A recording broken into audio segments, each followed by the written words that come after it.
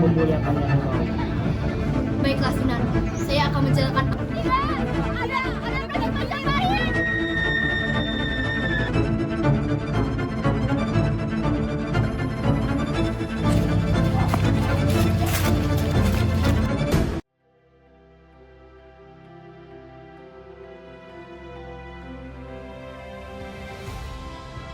Pada zaman Majapahit, hiduplah seorang wanita kaya dan terhormat yang menjadi bandar pelabuhan di Gresik, bernama Nyai Ageng Pinati.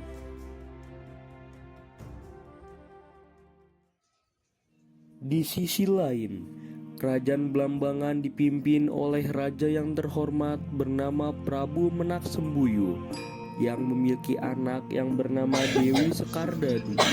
Suatu hari, kerajaan Blambangan mendapat masalah besar, yaitu wabah penyakit yang menyerang masyarakat. Bahkan putri dari Raja Blambangan pun terinfeksi oleh penyakit. Prabu Menak-Sembuyu mengadakan sayembara. Barang siapa yang dapat menyembuhkan masyarakat yang terinfeksi penyakit, terutama putrinya, maka akan mendapat hadiah. Jika laki-laki, dia akan dinikahi oleh Dewi Sekardadu, dan jika perempuan, maka akan dijadikan saudari Dewi Sekardadu.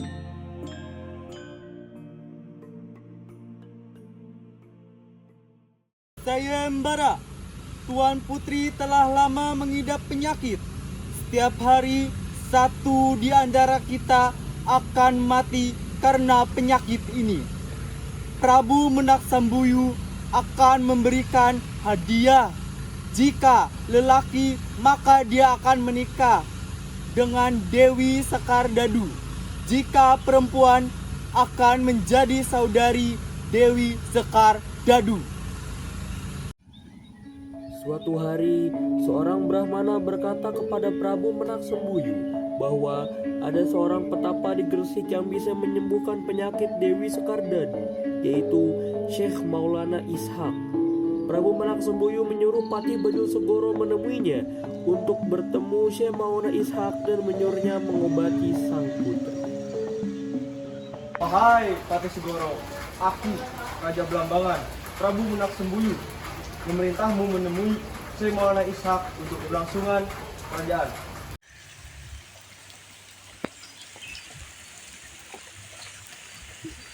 Wahai Syekh Maulana Ishak, saya ingin Syekh Maulana Ishak menyembuhkan putri kerajaan Blambangan dan menyembuhkan kerajaan Blambangan dari wabah penyakit. Baiklah, saya akan bantu. Baik, terima kasih Syekh Maulana Ishak. Dengan izin Allah, Maulana Ishak berhasil menyembuhkan penyakit Dewi Sekardadu dan menyelamatkan rakyat Blambangan dari wabah penyakit tersebut.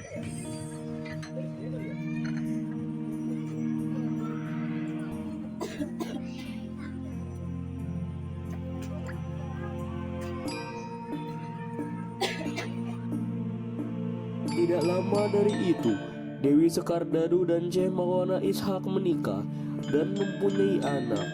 Syekh Ishak memberi nama kepada anaknya Raden Paku.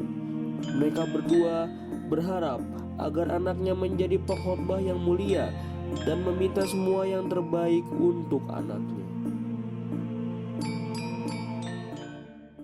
Wahai Syekh Maulana, aku sangat bersyukur karena dikaruniai anak yang wajahnya bersinar berikan cahaya. Benar Dewi Sekardadu, aku sangat beruntung mempunyai anak seperti ini. Aku harap dia akan menjadi pengkhotbah termasyhur di Nusantara ini. Aku melihat banyak sekali kebahagiaan dalam kamu, Dewi Sekardadu.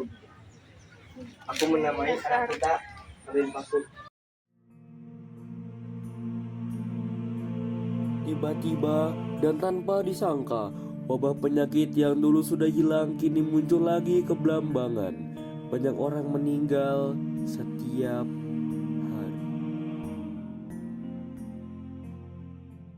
Wahai Syekh Maulana, kita harus mencari cara untuk menghentikan wabah penyakit ini. Jika tidak, banyak rakyat kita yang akan menderita. Benar Dewi Sekardadu, kita harus mengambil tindakan. Jika tidak, maka para rakyat Indonesia.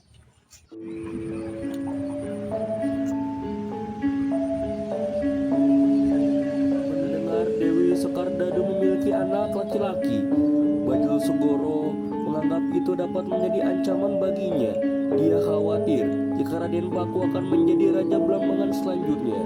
Kemudian, dia memanfaatkan wabah penyakit yang datang kembali untuk kesempatan dirinya mengusir Raden Paku dengan cara memberi ide Syekh Maulana Ishak untuk mengorbankan Raden Paku agar rakyat Blambangan bisa selamat dari wabah.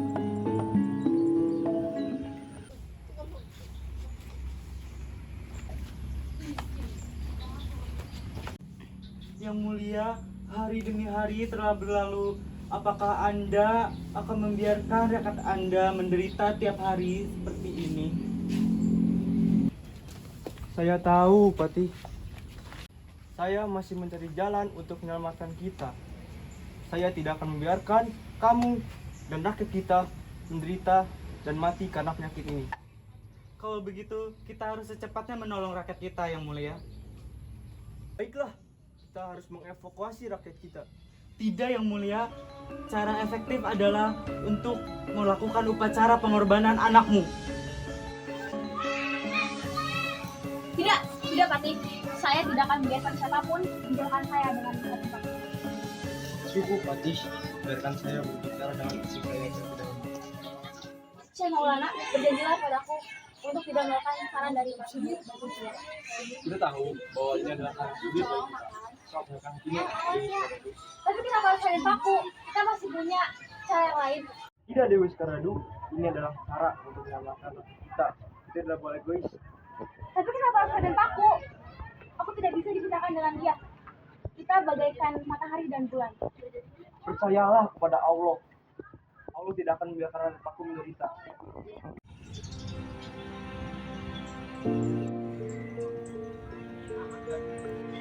Suatu hari, setelah Raden Paku yang masih bayi dihadirkan oleh orang tuanya, Abu Hurairah yang memimpin kapal Nyai Ageng Pinanti menemukan peti bayi yang terombang-ambing, dan ternyata itu adalah bayi Raden Paku. Kemudian segera diambil oleh Abu Hurairah lalu langsung memberitahu kejadian tersebut kepada Nyai Ageng Pinanti.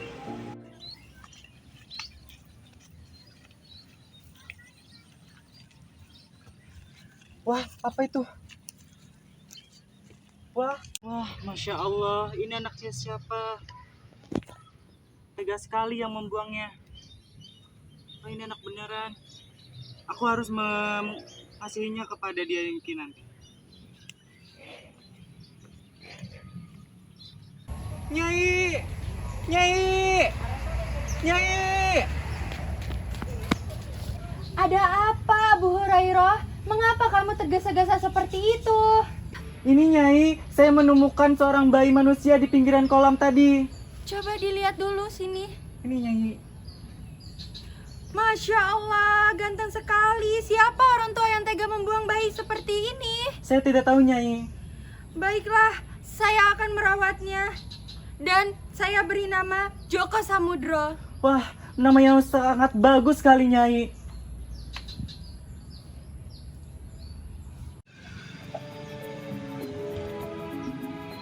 Joko Samudro pun dirawat dengan baik dan tumbuh menjadi anak yang pintar. Karena kepintarannya, Nyai Ageng memutuskan untuk membawa Joko Samudro ke pesantren Islam yang didirikan oleh Sunan Ampel.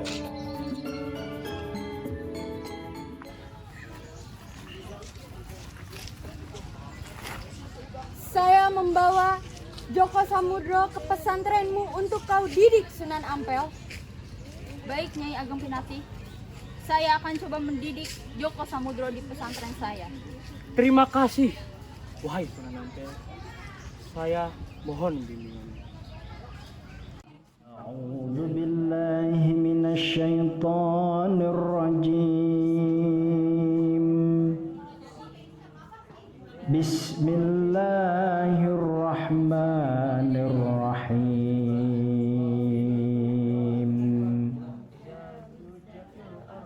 إذا وقعت الواقعة ليس لوقعتها كاذبة khafidatur rafi'ah idza rujjatil ardu rajja. Allah ya memiliki arti sebagai hari kiamat. Sebab surat ini menjelaskan bagaimana hari kiamat itu akan terjadi sebagai balasan untuk orang mukmin dan orang kafir. Sunan Ampel memuji kepintaran dan kegigihan Djoko Samudro dalam belajar Islam. Suatu hari, Sunan Ampel memerintahkan Djoko Samudro untuk bertemu dengan Syekh Maulana Ishak di Pasai, teman dari Sunan Ampel dengan segudang ilmu. Marilah Djoko Samudro.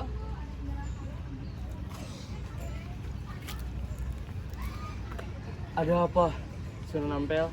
Engkau memanggilku? Setelah saya didik 3 tahun di sini, pergilah ke Pasai, temui Syekh Maulana Ishak. Baik, Sunan Ampel, akan saya laksanakan. Assalamualaikum warahmatullahi wabarakatuh. Datanglah Djoko Samudro ke Pasai untuk menemui Syekh Maulana Ishak. Djoko Samudro pun memperkenalkan dirinya kepada Syekh Maulana Ishak. Wah, negeri apa ini? Indah sekali. Inikah yang disebut dengan negeri Pasai itu? Assalamualaikum warahmatullahi wabarakatuh. Waalaikumsalam. Siapa namamu, anak muda? Saya, Djoko Samudro. Berasal dari pelabuhan Gresik yang jauh di sana. Sejauh langit dengan bumi. Kaulah anakku yang dahulu dikorbankan untuk Belambangan. Hah, benarkah itu? Aku sangat beruntung sekali memiliki ayah sepertimu, seorang ulama termasyhur di negeri ini. Mohon bimbingannya ayahku. Aku ingin bisa belajar dan mengajarkan Islam dengan cara dan jalan yang tepat. Setelah 3 tahun belajar, Djoko Samudro mengakhiri pendidikannya di Pasai dan diberi gelar Raden Ainul Yakin. Mulai saat itu, Djoko mulai menyiarkan agama Islam di Gresik dengan misi pertama mendirikan pesantren. Kembali nak, dan jalankanlah syiar agama Islam di Gresik. Bawalah batu ini dan carilah tempat yang memiliki batu seperti ini. Siap, Kiai. Saya mengerti. Saya akan melaksanakan perintahmu. Assalamualaikum.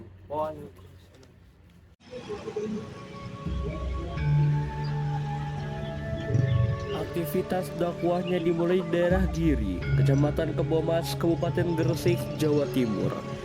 Di tempat ini, ia berhasil mendirikan pondok pesantren pertama di Gresik, yang kemudian berkembang menjadi salah satu pusat kekuasaan atau kerajaan yang disebut Giri Kedaton.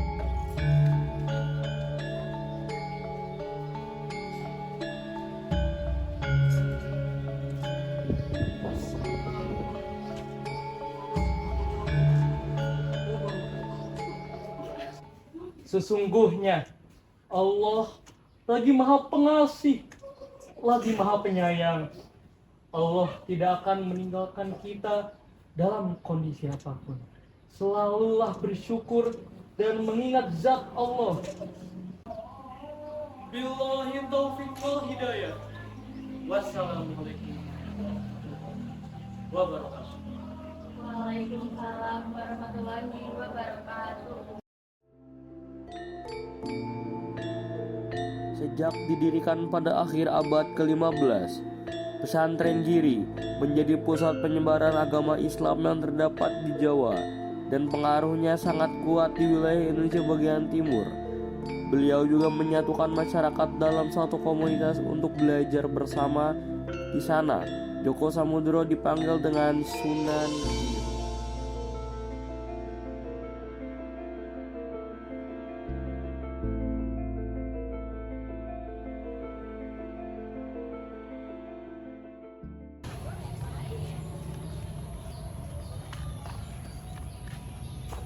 Santriku, ikuti Allah.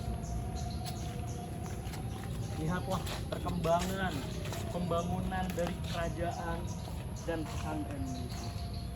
Aku yakin Dengan awalnya kerajaan dan pesantren ini, aku akan membawakan kejayaan Islam yang sebenarnya kepada masyarakat Pulau Jawa ini. Lihatlah kemegahan ini. Tiada taranya dibandingkan dengan apapun yang ada di dunia ini. Allah akan melindungi. Perjuanganku tidak sia-sia.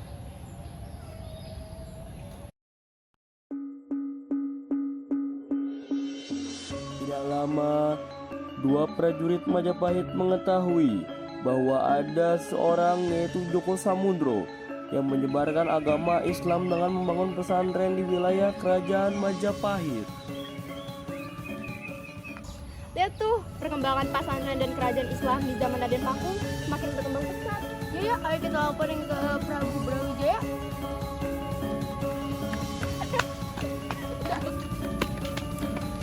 Selamat siang, Yang Mulia Prabu Brawijaya. Kami mendapat informasi bahwa kerajaan yang dipimpin oleh Raden Paku memiliki perkembangan yang sangat pesat di Gresik. Wah, tidak bisa membiarkan ini. Ayo kita serang dengan kekuatan penuh. Prabu Brawijaya murka dan menyiapkan pasukan. Tak menunggu lama, Raja Brawijaya dan pasukannya langsung mendatangi kerajaan Sunan Giri. Sampainya di sana, mereka menyerang para santri hingga terjadi pertumpahan darah. Mari kita datangi pesantren Sunan Giri yang ada di wilayah ini. Siap!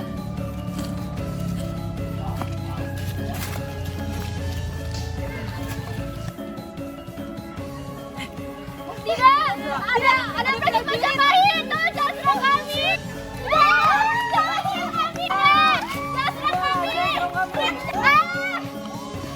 Tidak! Saya harus memanggil Sunan Giri! Sunan! Sunan!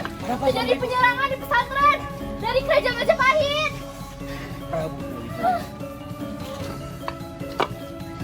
Prabu Brawijaya dan kalian pasukan Majapahit, pergi kalian untuk rasakan kerisasi itu.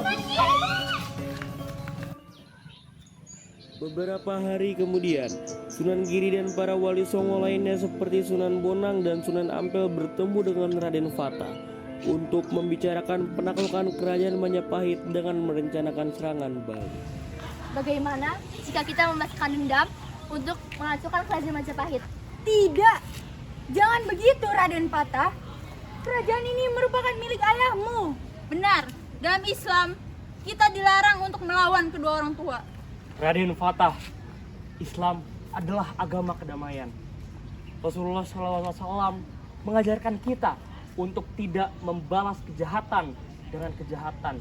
Kita harus membalas kejahatan dengan kebaikan.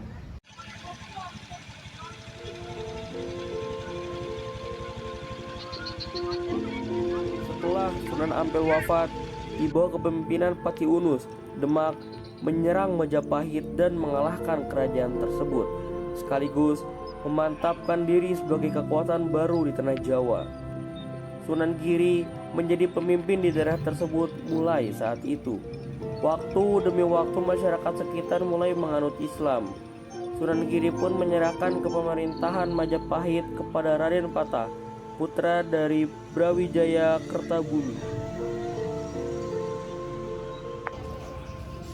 Kemarilah, Raden Fata.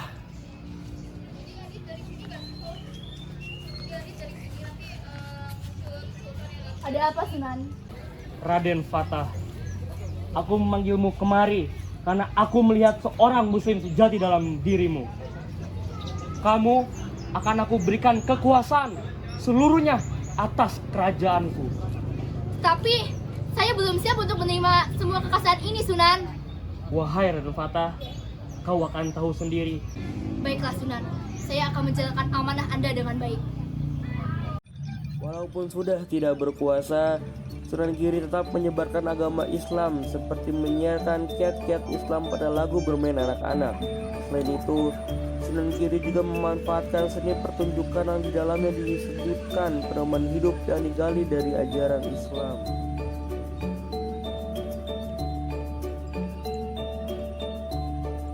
Sunan Giri terus berdakwah hingga ia meninggal pada 1506 Masehi di Gresik. Semua karya yang sempat digunakan sebagai media menyiarkan Islam masih ada hingga saat ini. Metode dakwah yang dipakai Sunan Giri seperti politik, pendidikan, dan budaya sangat berdampak pada penyebaran Islam di Nusantara.